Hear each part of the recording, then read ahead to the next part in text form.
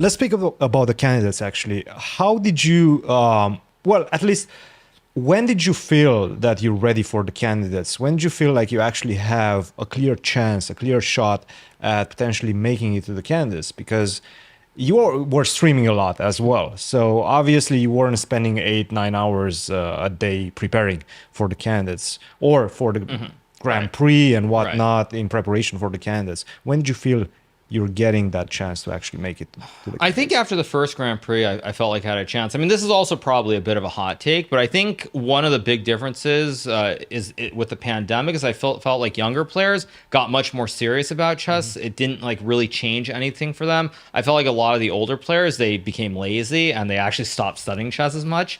So I think that is one thing that changed, and I think I got very lucky in the first Grand Prix because the group I was put in, it had two players who were older. Now Grishuk, obviously very, very strong player, but again, someone who's a little bit older. Bakro, another player who's older, and Esipenko was the last player. Now he is a junior on the rise, but because of the group that I was in, I think I got lucky with that seeding. And once I won that first Grand Prix, I knew that I had a chance. Although the second Grand Prix, pretty much the worst thing possible happened because Rapport won, and I think Anish was another player who did well. I think there were two players that I didn't want to do well in that event, and they did very well. So it definitely wasn't guaranteed. But after the first one, I knew I had a chance. And I think actually, if you're asking for like the exact moment, I knew that I think it was going to happen. It's when I beat Lev in the third and final Grand Prix with the white pieces in the fourth game, because that one I lost the very first game to Lev, and so it started off very, very poorly.